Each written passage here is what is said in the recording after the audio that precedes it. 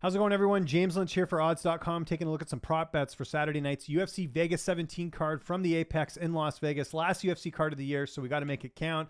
Let's start first with the co-main event. We've got Jose Aldo, the former featherweight champion, taking on Chito Vera, and this is a very close fight in my opinion. I think it could go either way depending on which Aldo shows up in this fight, and Chito Vera certainly proving that he's a top fighter with that win over Sean O'Malley in his last fight. But I like the fight goes to the decision prop. If you remember, we bet that last week with Aldo-Vera and Ferguson. Almost lost that one, but I think that this happens in this fight as well too. It's only 3 rounds. Jose Aldo's a guy that does finish a lot of his opponents, but Chito Vera very durable. I don't see Aldo putting him out early in the fight. I am picking Aldo in this fight, but I think the fight goes to the distance prop could be very interesting, because if Aldo can't finish Chito Vera, it's possible he could steal a decision as well. So I think rather than putting a bet on either Aldo or Chito Vera, I think the fight goes to the distance prop, which right now is minus 170. Definitely has some value in this fight, so that's where I'm going on this fight. Now let's continue on with the Anthony Pettis and Alex Morono fight in the on the main card in the welterweight division.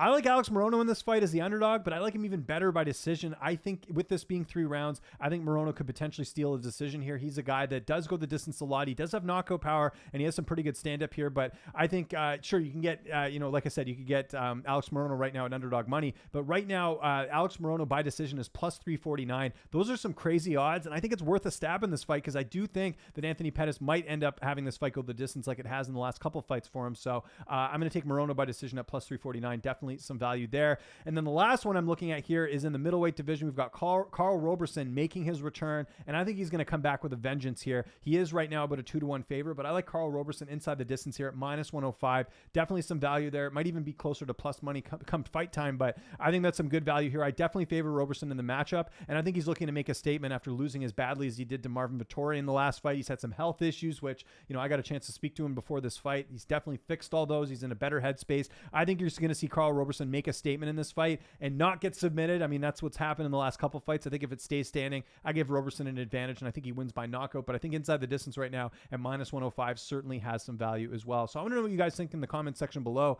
What are some props you're looking at? What do you think of the props I've suggested here? Follow me on Twitter and on Instagram at Lynch on Sports, and make sure you subscribe to the Odds HQ YouTube channel, where you will get my prop breakdowns every single week and some of my interviews as well. I'm James Lynch. Enjoy the card on Saturday night, and hope you guys have a great rest of your week.